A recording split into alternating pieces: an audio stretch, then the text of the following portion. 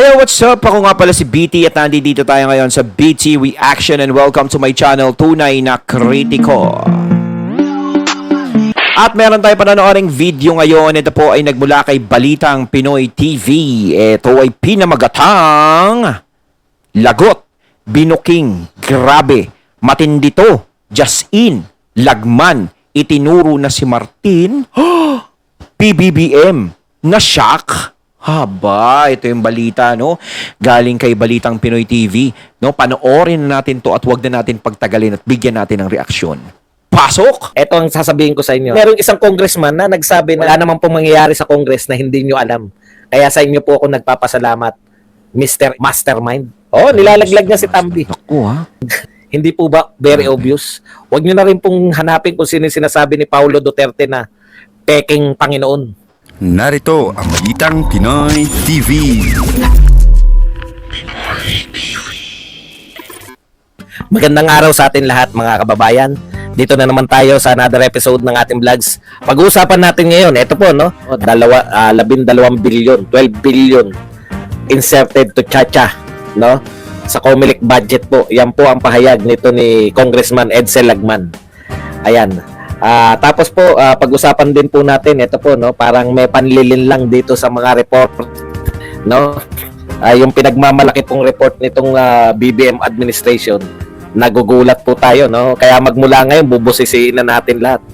Kasi sa totoo lang po, ang dami po nilang biglang nagawa, no? Farm to Market Road, 51%, na free na barangay, drug-free na barangay, no? May trend po, tapos pati po yung pagbabayad ng utang, no?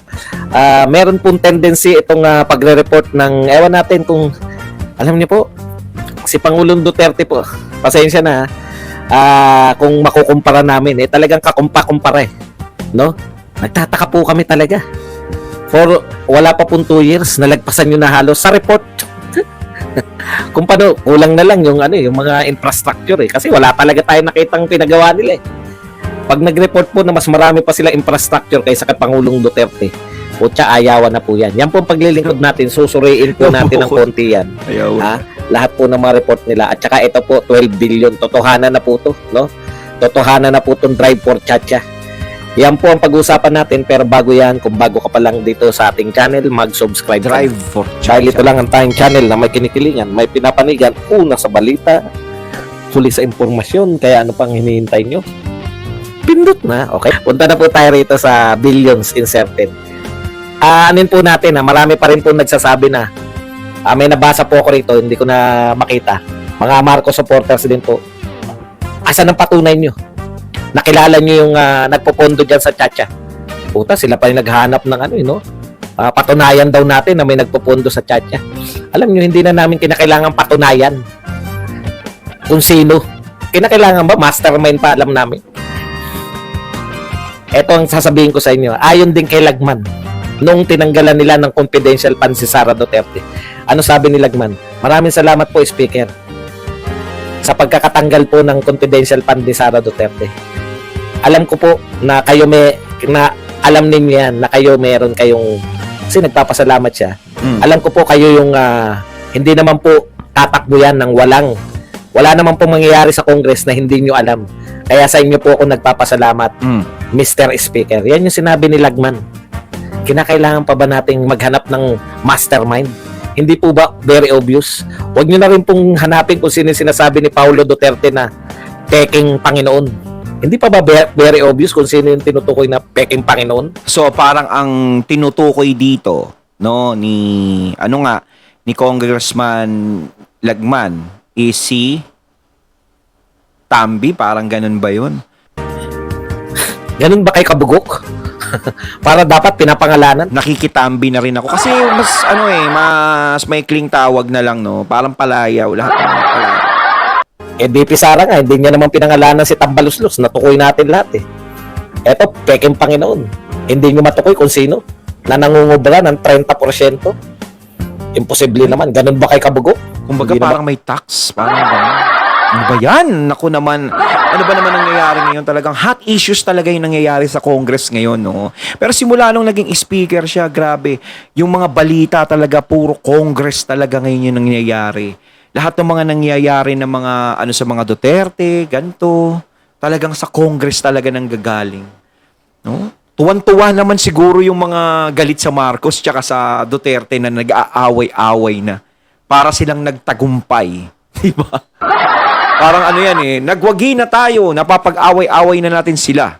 Nawawasak na natin ang unity team, unti-unti. No, sayang yung unity team eh. Kasi nung election is napakalakas talaga. Yun ang ano natin. Na hindi sila matitibag. At ito ang makakatulong sa atin na makapagpaunlad sa bayan natin. Makakatulong sa mga Pilipino. Pero ito na yung nangyayari sa unity. Kayo ganun kabugo. Okay. Ayon po kay Lagman, at ito po ay pinatotohanan pa eh, budget yan. Hindi naman po pwedeng i-deny yan. Ayan, no? Sabi po ni Lagman. Gano'n lang natin ng konti, ha. Ito po ay akusasyon ni Congressman Edsel Lagman. Hindi po natin to akusasyon. Sabi ni Edsel Lagman, okay, yung final version ng 2024 outlay, COMELEC had initially been allocated 2.2 billion in 2024. Pakinggan nyo po, ha. Ito po ayon kay Lagman. Ang budget ng COMELEC, 2.2 billion sa 2024. Yung in-approve nila sa Congress. Ayan. Para po sa pagkukondak ng election, plebiscite, etc. An amount not far from the 2.5 billion it originally requested. So, ang original na na-request ng COMELEC, 2.5. Ang binigay sa kanila ng appropriation, 2.2 billion. Yan po ang budget ng COMELEC originally sa 2024 election. Ayon kay Lagman, no? Sa final 2024 budget, the allocation for the item of plebiscite had ballooned for 14 billion. So, nadagdagan po ng 12 billion. Yan po ang sinasabi which deliberates the budget behind closed doors. Ito po ay inserted sa BICAM. No, hindi po dun sa dinideliberate. 'Di ba nakita nyo sila BP Sara na tinatanong-tanong, tapos pagkatapos nun sila na lang nagde-deliberate. Yung hindi po naka-televise, yung BICAM lang, sila lang po, mga congressman at senador lang. Bigla pong dinagdagan niya ng 12 billion ayon kay Edsel Lagman. 12 billion, para saan po yung 12 billion? Ayan. Kasi nakakapagsalita siya ng ganito, no? Kasi Congress yan eh. Ibig sabihin, hindi siya gumagawa ng usap. No? Alam niya yung nangyayari. Congressman din niya. Alam niya yung nangyayari sa loob. Ngayon, kung gumagawa siya ng usap, syempre, yari naman din siya dun. Sa tingin nyo, mga katunay, yung mga binubulgar ni Lagman is talagang totoo ba ito? O hindi? Nasa sa atin na lang. Di ba? Kung maniniwala tayo. Pero nakakagulat yung mga ibinubulgar dito. Pero bago yan, pinaliwanag muna, yan no, yung 14 billion na gagamitin po sa budget sa Chacha o sa eleksyon, plebisito, at iba pang eleksyon, kasama na kung magkakaroon ng Chacha, plebiscite. Yung plebiscite po, yung tatanungin kayo, yung yes or no. Pag nakapag-Chacha na po sila, 2024 to ha, ngayon po to. Bakit 2024? Bakit mabilisan? Kasi nga po, mag-eleksyon na sa 2025. Kinakailangan mabago na yung konstitusyon. Hindi po ba? Yun eh. Hinahabol po nila. Budget po to sa 2024. Okay, kaya malaki po to. Ngayon, ang sabi ni Lagman, etong 14 billion ay mas malaki pa sa 5 departments ng budget. Mas malaki pa yung budget sa migrant workers. Grabe. Mas priority pa yung eleksyon sa Chacha. Ayon kay Lagman, yung plebisito. Kasama na po dyan kung magkakaroon po. Plebisito po yan, Kasama na po dyan yung mga plebisito sa gusto nyo ba maging syudad tong bayan na to. Pero ang laki po nun. Napakalaki po ng 12 billion. Kaya nga po ang sabi rito ni Lagman, kakaiba tong plebisito na to. May malaki to. Okay. Migrant workers, 9.8 billion lang. DAR, Agrarian Reform, 8.1 billion lang. Department of Trade, 8.6 billion lang. Ang laki po. Pati po tourism na nag-aakyat po sa atin ng pera. Mas malaki pa po. 3.4 billion lang yung tourism. Imaginein po ninyo, gagastusin sa election. 14 billion. Grabe po to. Okay. So sabi, ngayon, Sana all billion. Pero yan, grabe, no? Galing sa taong bayan yan. Ako, grabe. Minsan, sarap maging politik. merong isang congressman na nagsabi na hindi. Nako. Ay, nako. Hindi po yan hindi po yan. Yan po yung ni-request ng COMELEC. Sabi nito ni congressman ko. Sabi naman ni Lagman, tinanong niya si ano. Mamaya po mga tanong ha. Tanong niyo po yan mamaya. Tandaan niyo nga yung tanong niya, was it for economic? Okay. Sabi ni Lagman, kasi sinasabi nito ni congressman ko na walang katotohanan yung sinasabi ni Lagman. Sabi ni Lagman, tinanong ko sa pamamagitan ng aming common friend, itong si Chairman Garcia. I have asked Chairman Garcia through mutual friend whether he requested this huge increase, and he said no. Hindi pala nila nire-request yan. Following is the record of the pertinent conversation. Ayon po to kay Lagman. Magandang hapon, Chairman G. Pinapatanong ni Congressman ECL, Edsel Lagman. If you or the commission requests the 12 billion inserted nung BICAM, tatanungin ka na rin namin ng media. Tatanungin ka rin naman ng media. Nilalaglag niya si Tambi. Pero alam natin, no, liberal party to di ba, si Lagman. Sa liberal yan no? Hindi siya kampi dyan sa mga Marcos, sa mga Duterte. Parang dito hindi niya naman pinagtatanggol yung mga Duterte ni Lagman. Kumbaga, ibinubulgar niya talaga kung ano yung nangyayari dyan sa loob ng Congress.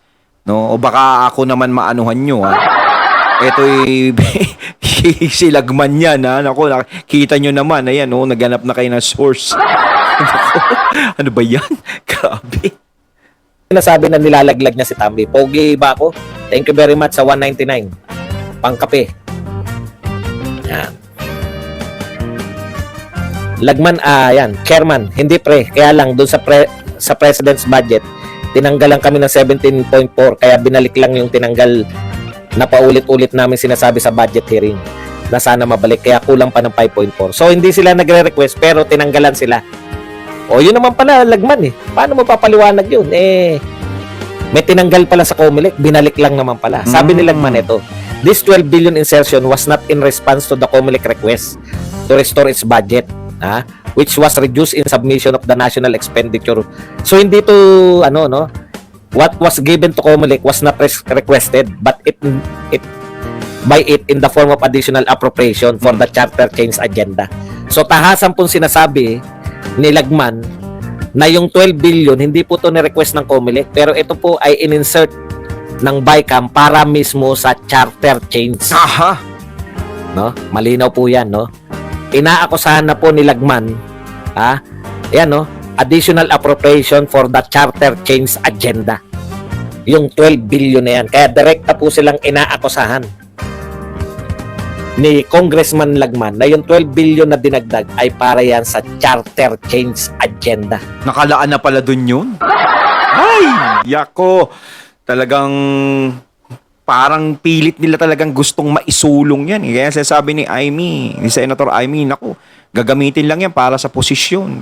Kung ganun talaga is hindi maganda.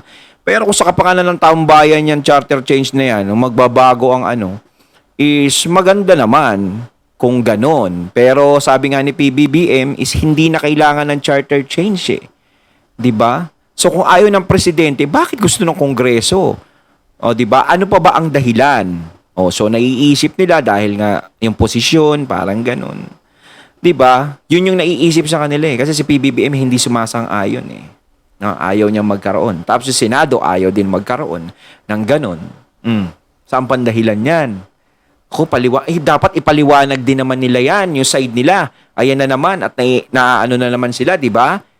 Kailangan sabihin nila kung para saan 'yan, kung ano ba ang maitutulong sa mga Pilipino niyan. 'Di ba? Kung bakit pilit nilang isinusulong. Hindi, no?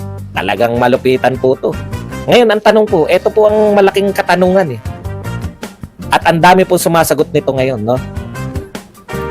Bakit tayo magcha-chacha? Gaano natin ka-priority yung chacha? Ano po ang Wala silbi bang tango? ng chacha? Hindi po ba pinagmamalaki ninyo? Ayun, natating natunghayan ng video na nagmula kay Balitang Pinoy TV at syempre natunghayan din natin si Sir Badong Arateles. Kayo mga katunay, anong masasabi nyo tungkol sa video ito na napanood natin kay Balitang Pinoy TV? No? At binigyan ng reaksyon. At kay Sir Badong, syempre, ano gusto nyo? Chacha o magtango na lang tayo? Comment lang po kayo sa comment box. So once again, I'm BT and I'm out. Peace.